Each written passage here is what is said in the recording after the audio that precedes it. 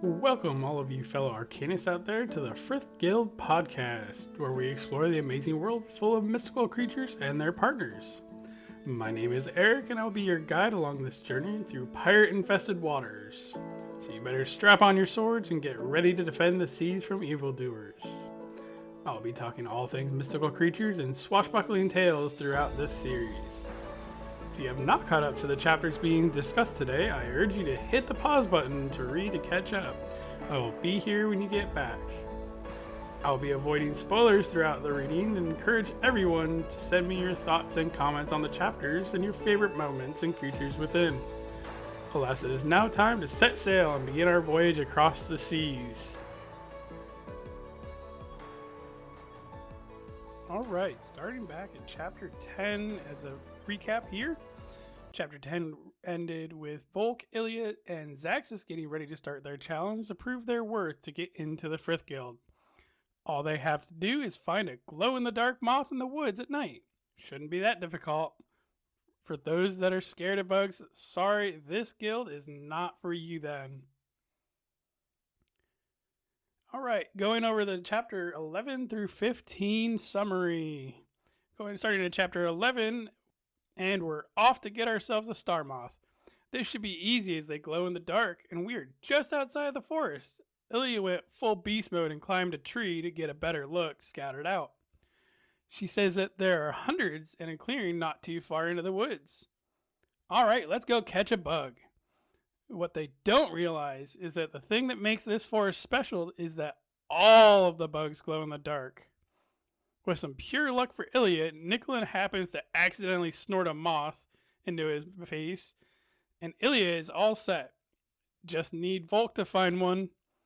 Volk, not wanting to be outdone by anyone, happens across the biggest of moths, and it's fair to say it wasn't because someone inhaled it. Chapter 12, Ilya and Volk were both successful turning their moths in just in time as dawn approaches. Get a little Majora's Mask vibe right there. Dawn of the first day. Ilya and Volk head back to the inn. Who happens to knock on the door? Zaxis Wren. He wants to thank Ilya for her help in the woods. While Volk is trying to listen to the conversation, Luthair tells Volk to give them their privacy. And outside of that, Volk is seeming to be a lot like Mathis. Chapter 13. I thought the week leading up to Christmas was bad with anticipation, but having to wait a whole week to find out if you were selected to the guild, that is a killer. Oh, and the Master Arcanists are only taking 6 apprentices. It's surprising that it didn't turn into a crazy out to get each other. We find out that Volk is accepted by Master Arcanist Everett Zelfrey, but Zaxis comes to rain on his parade, telling Volk he will be under the one and only Gregory Ruma. Ilya is offered by both Arcanists, and shoot, even Addie has been accepted into the Frith Guild. Alright, time to go check into the Frith Guild. Oh wait, where is it? Luckily, Ilya asks and leaves Volk in the dark until they get to the giant turtle and meets the Grandmaster Arcanist, Guildmaster of the Frith Arcanist Guild, Leah Helvenair Eventide II, or Leah as she prefers. In Chapter 14, we made it to the Guild Manor and are given the tour. Oh, and by the way, this is all on the back of said giant turtle. The Guild Manor, on the back of a giant turtle. Just to make sure we are official, like Facebook official, Volk and Ilya are handed their guild pendants with their names and what kind of Arcanist they are on it, so like they did it. Well, Leah is going to go look for Master Zelfrey now. A couple minutes later, somebody wanders in by accident and looks like they just rolled out of bed and are having some Irish coffee. Or would it be Irish tea? Does that how that works? Sorry, bro, you must be in the wrong place. Wait, that's Master Zelfrey. Chapter 15. To make things even more confusing, the man doesn't even have anything inside of his Arcanist mark. Like he's a top secret spy or something. Nope, that's just how his mark is. Blank. Until Tracis, his mimic Eldrin, changes shape into Nikolin. Guess the cat is out of the bag about what Zelfrey's abilities are now. His Eldrin can change into any other Eldrin and copy their magic. Such a copycat. Oh wait, his Eldrin is an actual cat in its normal form, or bangles that sit on his wrist, Zelfrey's wrist. All right, let's get set and get into the details on each individual chapter, starting with back at chapter 11. All right, ready, set, go. And we are off in the Safari Lands of Pokemon. Oh wait, wrong universe. Ilia and Volk begin searching for their star moths. And again, at first sight, they're expecting this to be a fairly easy thing because again, there's so many glowing glowing insects running around. So, of course, this looks like it's going to be pretty easy, but of course, easy's not normal, so why would it be? One thing that was kind of sad and almost heartbreaking was Luthair was actually like, yeah, man, like we actually this whole forest is known throughout the whole of the area and all of the surrounding lands that it has glow in the dark insects. So Luthair could have said that earlier, be like, hey man, just to let you know, that's kind of what this place is about. So we do see other Arcanists, as I mentioned earlier, the Pixie Arcanist and the Yeti Arcanist. Everybody's searching for their insect, trying to find it, and they do have until sun up, or dawn. So they've got quite a lot of time. And at first, it seems like that's more than plenty of time. But unfortunately, because of the task now of sorting through all these insects that glow in the dark, and you can't just simply just say, okay, here it is.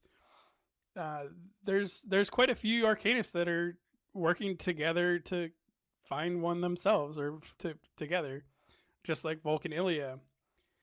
Specifically the Pixie and the Yeti. And when I say they work together, I really don't mean that they truly work together. The Pixie Arcanist actually finds a star moth, and the Yeti itself, the Eldarin, was like, hey, you said you were going to give me the first star moth you found, so better pay up or else. They kind of imply that. So the Pixie, being a Pixie, was, okay, well, I'll just guess I'll hand this over and we'll keep looking. And at first you're kind of like, oh crap, like they're gonna finish the task, and now they're probably gonna get accepted, and they got accepted and they're just a bully, and nobody likes that. So they spent quite a lot of time looking for a star moth.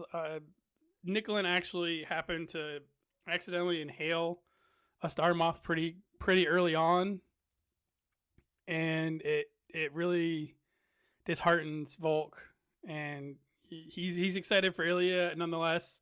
He one thing I really do enjoy about his character is how truly, I don't want to say selfless, he is selfless, but how truly supportive he is as a friend, and the way that he treats Ilia, it's truly comforting to know how well he takes care of her, or tries to. So Ilia and Volk were thinking about how the best way to find star moths would be, and they remembered that moths are attracted to flames, and Ilia remembers seeing lamps that were lit along the wall that the woods go up to Fortuna. So they decide to start making their way towards the walls, the outer walls, so that way we can try to have a better chance of finding the star moth. And they happen to see Zaxus and Forsyth, which Forsyth is Zaxus's Eldarin, the Phoenix. And Forsyth is just attracting these moths because, again, Forsyth, the Phoenix, is made of fire. He is a giant lantern, essentially. And poor Zaxus is just trying to catch one of these. But every time they go too close to Forsyth, they just end up in flames because Forsyth, again, is a Phoenix that is made of flames. And Zaxus is getting very frustrated with this. And I don't know if Zaxus really intended for this, or if he was just looking like everybody else did and wasn't thinking about it, but Volk had the thought of, hey, we should probably tell Zaxxas what our plan is. He doesn't have to follow us to the T, but at least give him an idea, so that way he, give him the idea of how to attract the moths rather than trying to look for one. And before Volk could even really vocalize this plan to Ilya, she had already knew what he was about to say. And so she goes off to tell Zaxxas, and Volk continues off to get to the walls, so that way he can get looking for his star moth, so that way he can secure one before the dawn. And it's getting pretty early in the morning, so we're starting to run out of time. And as Volk gets to the wall, he doesn't really see anything, and then all of a sudden he's hearing some rustling, and then boom, Volk sees a moth, and it may be just a little bit bigger than they had expected. So they were also told that these moths were prone to grow when they're by corrupted magic or surrounded by corrupted magic. And this moth has definitely been around corrupted magic, as it is huge. And we're not talking huge for a moth. We're talking huge, like, the way my headcanon is, I picture it as like the size of a rhino, huge. And it's just this massive thing. And so Volk doesn't know what to do, and so Luthair is starting to help him. This is the first time that Luthair actually shadow merges with Volk, and Volk picks up Luthair's sword, and Luthair actually uses the shadows to cover his arms to up to his shoulders, so that Luthair can help him defeat this star moth, this giant star moth. And even Ilya is helping, because she actually uses her magic to teleport one of its antennas off of its head. Like, she teleports it, poof, it's gone. Then it flops on the floor, and Luthair is actually disabled during this battle, and is unable to help Volk. Isn't able to fight due to the moth's powder that's being put out. I picture it as like poison powder or sun powder from Pokemon. And so Volk is having to use a sword that he's never had to use before, and doesn't know how to use a sword. And Luthair's helping him, showing him how to use it. So Volk isn't necessarily completely lost, but still is fairly new to this. And Volk ends up killing the star moth. And of course, he's like, well, it's still a star moth, so we better bring it back and see what they say. So Volk drags this star moth all the way back to where the competition began, where the journeyman Arcanist was the one giving out the missive for this assignment. And Volk apologizes about its size, and the Arcanist is just dumbfounded or awestruck, or however you want to call it, about how massive this star moth is. Volk is basically, hey, I hope I'm not too late. He's like, no, you're good. You got back in time. Ilya gives the journeyman Arcanist her moth, which is normal size, and the Arcanist, the journeyman, actually says, hey, you guys actually did a really good job. I just want to let you know there's only going to be 6 apprentices chosen, and we're going to continue to do this test throughout the rest of the week until the end of the week. On the last day of the week, we're going to actually be, the Master Arcanists are going to have their decisions, and we're going to find out who's going to be in the Frith Guild, or who's going to be taken on as apprentices. So this is where Chapter 11 stops off, and Chapter 12 picks up. And honestly, Chapter 12 wasn't terribly long or action-packed as the previous one. Volka and Ilya head back to their inn room, which they're sharing, mainly to save on money. They do have quite a bit that they got from Lyle, thankfully, and they've acquired what they've needed to as far as clothing, and they've been able to splurge a little bit as to get themselves something nice, something that they haven't ever had.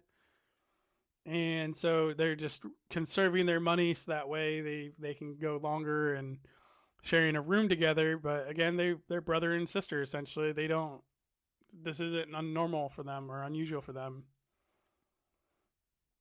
So Luthair does go over, talks about Mathis a little bit more. Talks about how Volk and Mathis is actually were very similar in personalities to each other with the two of them. So, and then we get a knock on the door, and it's actually Zaxxas, and Zaxxas is surprised that Volk is in the same room with Ilya, and Zaxxas is like, "Hey, I actually want to talk with Ilya," and Volk does the expected, I guess, and he wants to eavesdrop because he wants to know what's going on, and Zaxxas is more so wanting to thank Ilya for the hint of using foresight or using a lamp basically to attract the star moth so that way he can complete the assignment. And this is kind of where we start to see a really different side of Zaxxas, where he's actually nice and cordial, and he even offers Ilya a room to herself if she wanted to, and he would pay for it to put her up there and everything, but she just says no, it's okay, we're working, we have no problem being in the same room. So when she does come back, Volk kind of makes a snarky remark that gives away that he was eavesdropping on the conversation. Granted, Luthair didn't let Volk eavesdrop on the whole conversation because, again, that's being fairly rude and it's none of his business. But one thing that Volk has to remind himself constantly is that Volk and Ilya are brother and sister for all intents and purposes. They may not be blood, but they've been raised together. They've lived together. They've grown up together. They've done everything together. They've apprenticed together. So they are not any kind of love interest. It's strictly we are brother and sister. And Volk has to remind himself that they are adults now. They do adult things.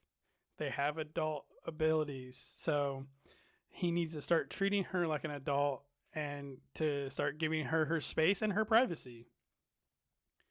And this is one thing that, it's, you're not sure who Volk is going for. Is Volk got interest in Ilya? Does he have who does he have an interest in? But this kind of really plays it out as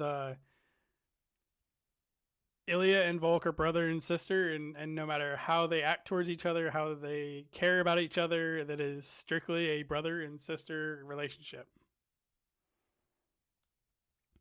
Moving on to chapter 13, we get to wake up on the day of Decision Day. It's basically the day that we're going to find out who's going to be able to apprentice with the Frith Guild and who's not.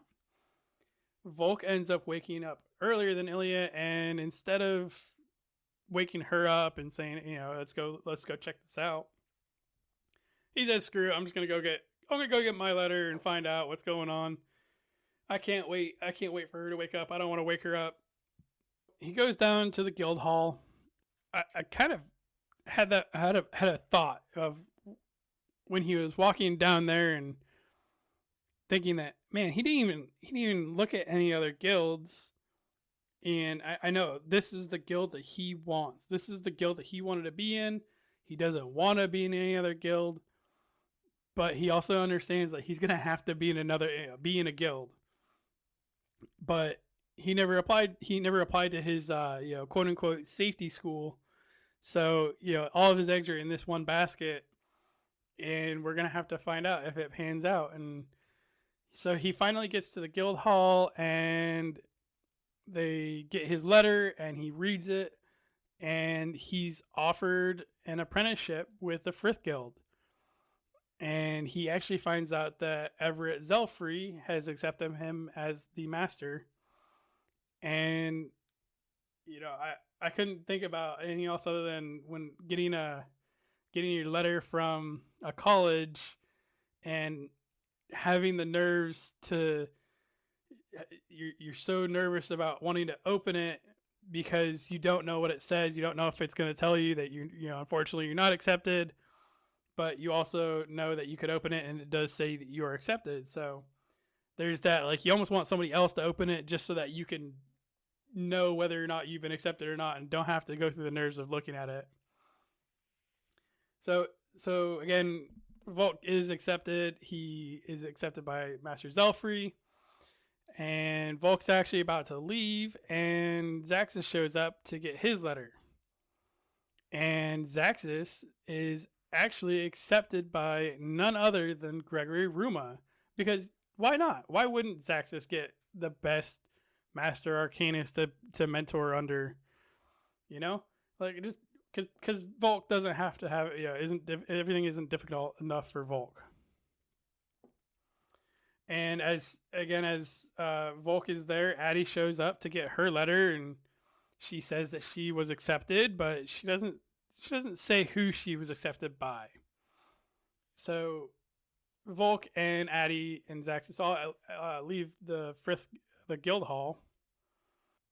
As they were leaving, Volk heard the Yeti Arcanist being really upset because they weren't offered an apprenticeship with the Frith Guild, and but we got the stupid Star Moth, and the journeyman Arcanist that was there to pass out the letters said that unfortunately none of the Master Arcanists saw something they liked in them and chose to pass off on them. And the Yeti Arcanist was, I didn't see anybody there. They weren't even there to see us. So a little bit of foreshadowing here.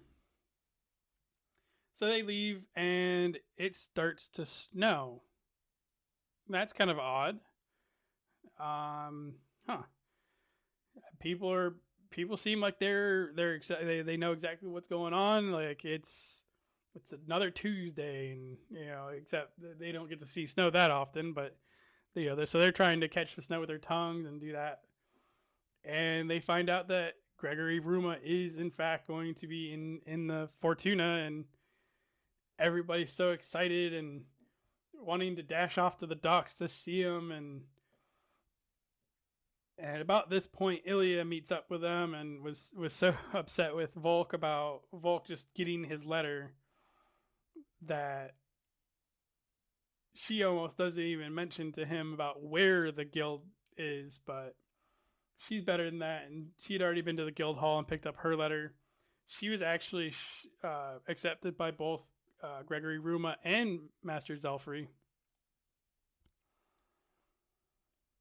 So Ilya was basically gonna just let Volk figure out what the manor house, or where the manor house is, the guild manor, and it's a fun surprise. So I don't blame her one little bit for making him wait, because of the fact that he didn't wake her up, and because he didn't think to ask before he left the guild hall where the guild, where to go to check in. One other thing I'd like to mention is that Volk is constantly comparing himself with Zaxxas. I feel for the guy. I really do. Because Zaxxas was born with a silver spoon in his mouth. He, based off of what we know, Zaxxas was tutored privately with Schoolmaster Timms. Zaxxas has always had, he's had experience traveling, because when they got into Fortuna, Volk was awestruck at everything there, and Zaxxas was just, oh, you're just an island blumpkin, and acting like he was better because he's been off the Isle of Ruma a few times, has money to be able to spare to get an extra room for Ilya, and it's like comparing apples to oranges. You can't really compare because Volk, not even really his parents, but just simply the upbringing of the two. Volk was an apprentice that was adopted by Gravekeeper William. Volk was treated as an outcast, not only because of his parents, but because of his apprenticeship as a gravedigger, and because of the way that everybody on that isle treated them because of their profession, and everybody refused to take him in as an apprentice. So, everything that Volk has, he's had to work his butt off for. He's had to do his work in the morning and study at night. He's had to learn everything by himself. He's had to, read all these books and memorize all this information, make all these ways to remember this information so that when he did go for the trial of worth for the Phoenix, he stood a chance. And he really did stand a darn good chance with the trial of worth for the Phoenixes when it came to the information. The only thing that he couldn't get was the last two steps of the pillar, and that was because they were gone, and nobody would let him learn those last two steps. He had asked everybody in town, and either they didn't know or they didn't want to tell him. And even Schoolmaster Timms was, oh, you should have just taken my lecture if this was that important to you. You should have taken my lecture. Like, again, not saying that Gravekeeper William didn't want the best for them, but they were gravediggers. They technically weren't even supposed to be allowed into this trial of worth or be a part of the ceremony. Again, Zaxxas has had everything handed to him and is continuing to get everything handed to him, whereas Volk doesn't get anything handed to him and has to work his butt off for it every day.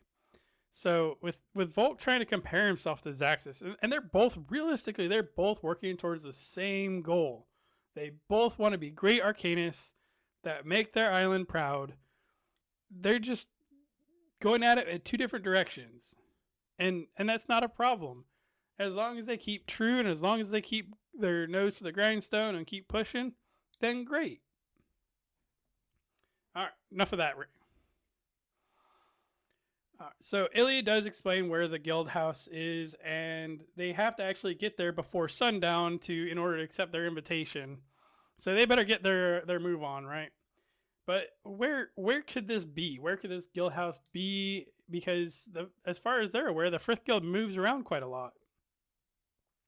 Well, there's a mysterious island that even Zaxxas and Addy didn't know about when they were sailing into the port at Fortuna. And that is because that island that was just mysteriously there now that they weren't aware of is actually Gentle, the Atlas turtle. And when we say the Atlas turtle, we mean that this thing, again, is referred to as an island on its own. And there is a manor on this island, on the back of a turtle's shell. Just again, to give plenty of context for how large this turtle is. And there's, not only is there a house on it, there are gardens, there are, what I would call a field. So they get on a boat to get to the Atlas turtle to be able to actually get in, And so we get to meet Gentle's Arcanist, which is the Guildmaster Eventide. And we also get to meet Gregory Ruma, Master Arcanist Gregory Ruma. And we also understand that Gregory Ruma's Eldrin is a Leviathan, So that's how he was able to make the ice or the snow and the wind gusts and everything and the storms earlier that everybody was, and that's how everybody knew he was there. So after Guildmaster Eventide welcomes him and Master Arcanist Gregory Ruma welcomes him, they start to be given a tour, and Volk feels a hand on the back on his shoulder, and he looks around, and Illy is not the one doing it, and certainly Nicolin's not, but it's actually Luthair, and Luthair's not even fully formed. He's just using the shadows, to form a hand on his shoulder, and Luthair drops a pretty big bomb and says, I recognize Master Arcanist Gregory Ruma's voice. That voice is the one that killed Mathis, his previous Arcanist. Here we are, brand new to this guild. Now that we know that Luthair recognizes Master Gregory Ruma's voice, we find out that he is a bad guy. And maybe that's the reason why Volk didn't get this invitation from Master Arcanist Ruma.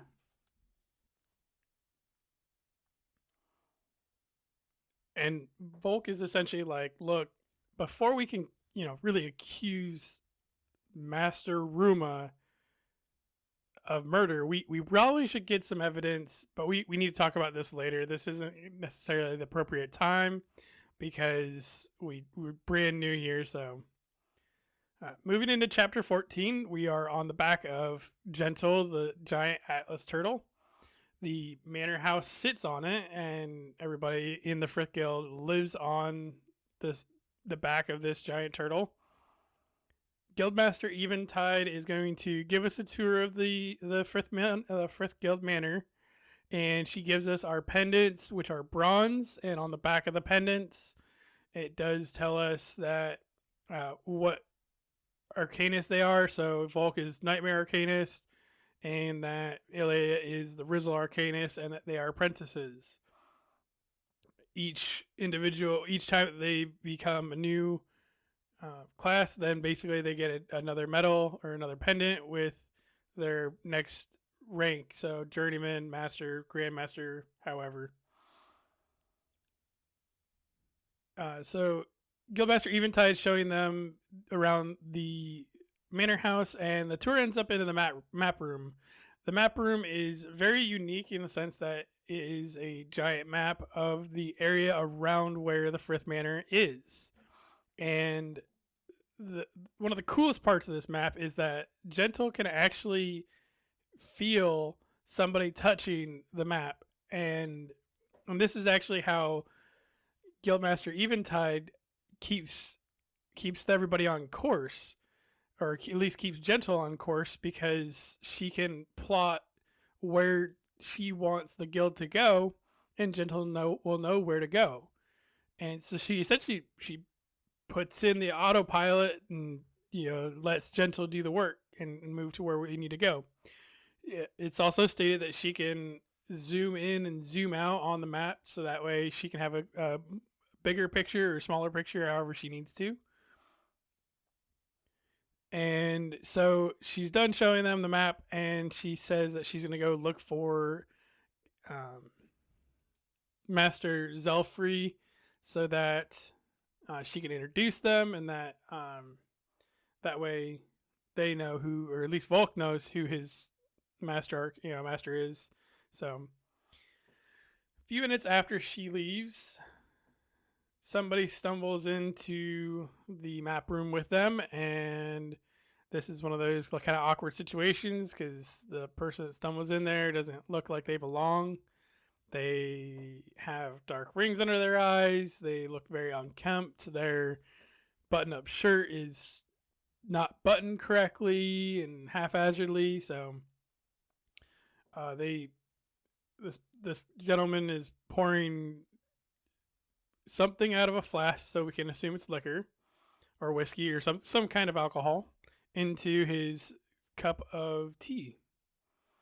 And he's he's unfortunately, as Volk feels, is this is Master Zelfrey, and he's viewed as a drunkard, and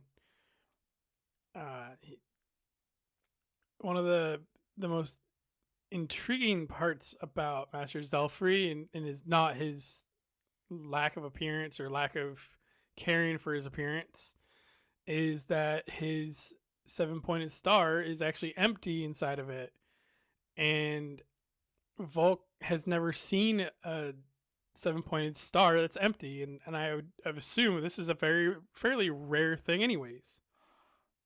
And this is right about where this chapter ends, and chapter 15 finishes up. And so in chapter 15, Master Zelfrey is talking to Ilya and Volk in the map room, and his bangles on his wrist all of a sudden turn into a Rizzle, and it happens to be an exact copy of Nicolin, all the way down to his blue eyes, shiny white fur, and silver stripes. And we hear Master Zelfrey say, I want to see what the evocation, I believe it was, for a Rizzle was, and the Rizzle shot white flames out of its mouth and disintegrated parts of the map table. And again, this is where I made a comment about the old school Willy Wonka with Gene Wilder, and watching these little pixels disappear and then reappear randomly somewhere else and just dropping to the floor. These pixels of wood from the map, and I only have to wonder if that's something that affects the turtle, or if that's gonna damage the map or anything like that. But we weren't given any insight into that other than somebody will fix that.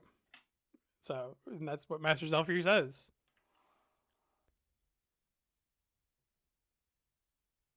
Now, one of the bigger reasons why Zelfrey chose Volk as an apprentice is because he wanted to know why this brand new Arcanist has a fully grown Knightmare, and he wanted to get a better look at things. And after talking with Volk for a few minutes, Volk didn't seem intelligent, or to Master Zelfrey, he didn't seem intelligent.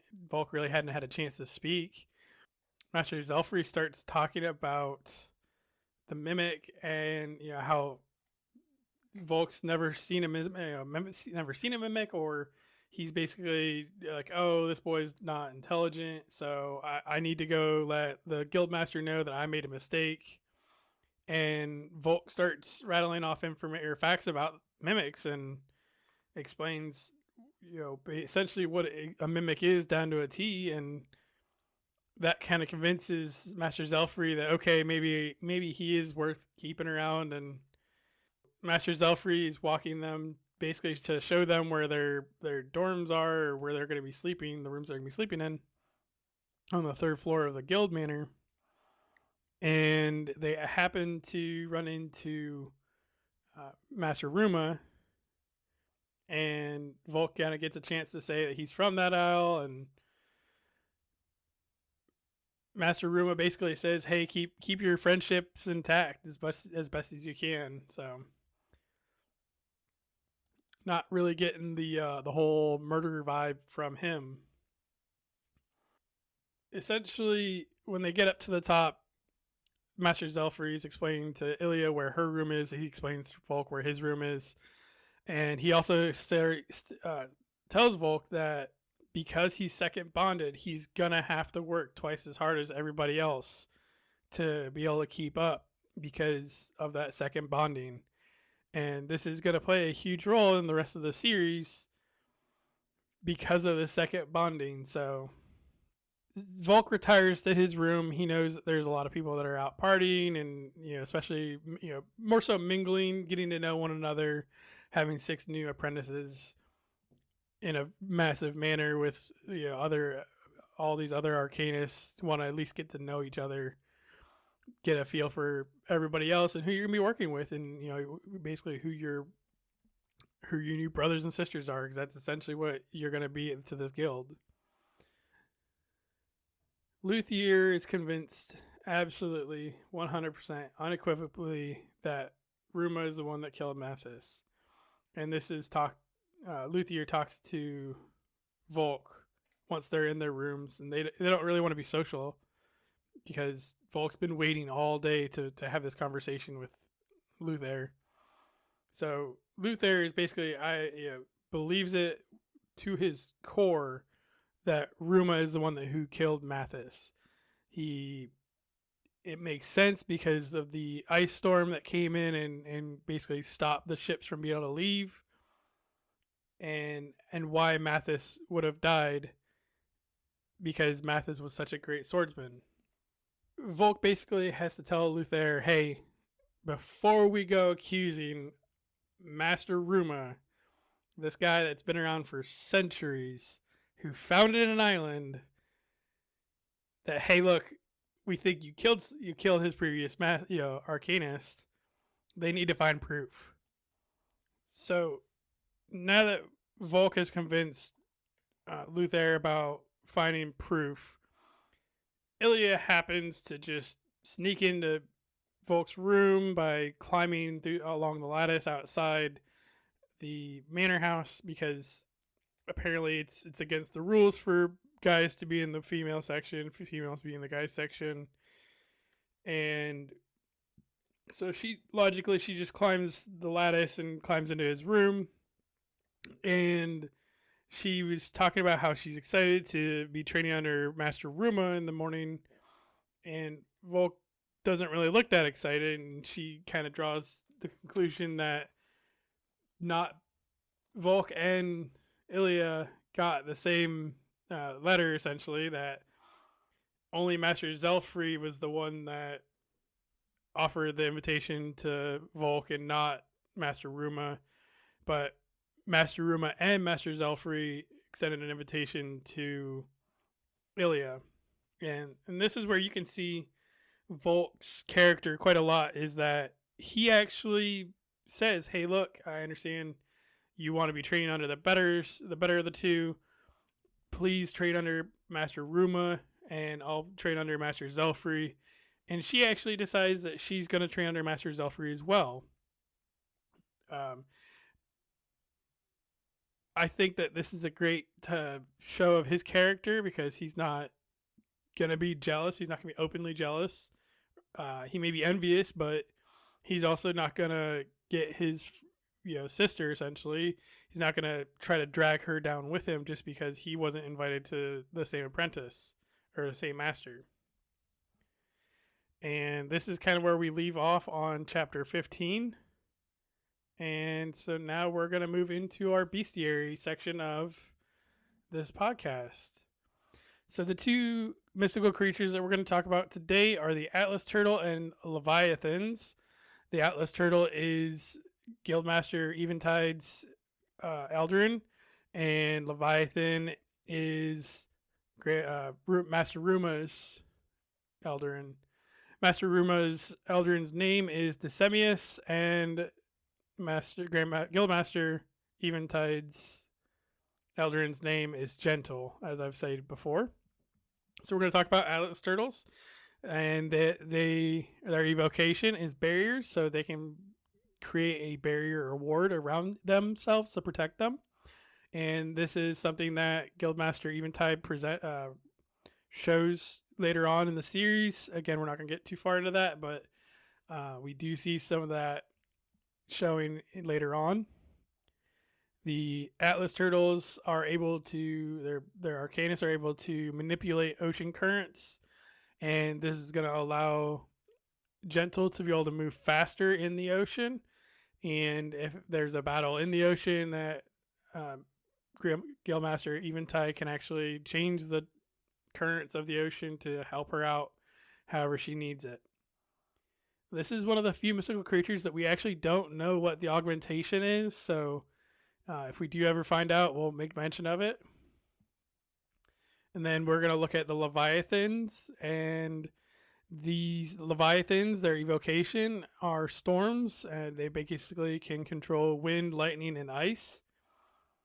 And they can manipulate water, since they are a water entity, and they can augment. Their augmentation is extreme mobility using winds. And in addition to these three, the evocation, manipulation, and augmentation, there's also passive effects that they get or they give to their Arcanist.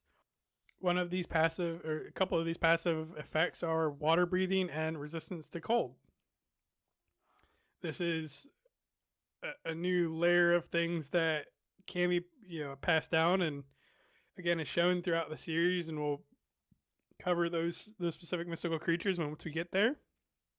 I love how not only do they have these three core things that they can do, but there's also passive effects that they get. So again, I just absolutely love the world building in this series. So, and then we're going to move into our last section of the podcast, which is the pillar steps.